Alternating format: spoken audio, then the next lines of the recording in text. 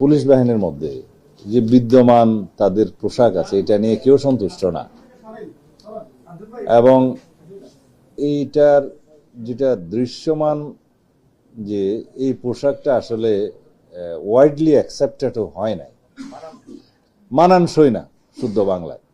মাদকের সাথে যারাই জড়িত, এটা ব্যবহারকারীকে না ধরে আগে যারা মাদক ব্যবসার সাথে জড়িত, যারা বড় চোরাচালান করে সীমান্ত দিয়ে হোক, এখানে হোক, ভিতরে হোক, তাদেরকে আমরা আটক করার ব্যবস্থা করছি।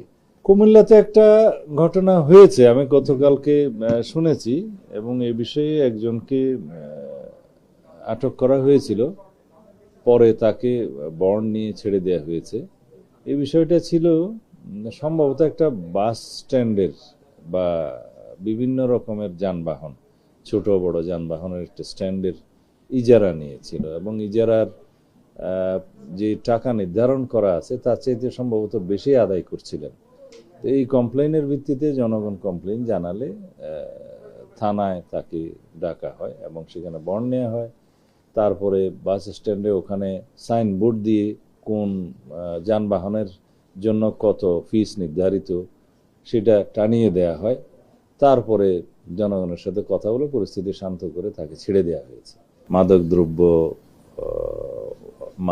নিয়ন্ত্রণ অধিদপ্তরের যারা কর্মকর্তা আছেন, যারা অপারেশনে আছেন, শুধুমাত্র ওই নার্কোটিক্স ডিপার্টমেন্ট অপারেশন করে না, অপারেশনটা পুলিশ করে, র্যাব করে, আমাদের অন্যান্য সংস্থা করে, ইন্টেলিজেন্স গ্রুপগুলো সাপোর্ট দেয়। এই হিসাবে আমরা দেশে মাদকের যে ছড়াছড়ি হয়ে গেছে, এবং এটা একদিনে হয়নি, এই অবস্থা থেকে আমরা নিষ্কৃতি পাওয়ার জন্য খুব জোরালো অভিযান পরিচালনা করছি। আপনারা সাংবাদিক হিসেবে আপনাদের নিশ্চয়ই এটা খবর পাওয়ার কথা।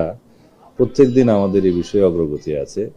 মাদক, তারপরে অস্ত্র, চাঁদাবাজি, এই সব বিষয়ে আমরা একই সাথে যৌথ অপারেশনও করছি, আবার পুলিশ নিজেরা অপারেশন করছে, র্যাব অপারেশন করছে। মাদকের সাথে যারাই জড়িত, এটা ব্যবহারকারীকে না ধরে আগে যারা মাদক ব্যবসার সাথে জড়িত, যারা বড় চোরাচালান করে সীমান্ত দিয়ে হোক, এখানে হোক, ভিতরে হোক, তাদেরকে আমরা আটক করার ব্যবস্থা করছি।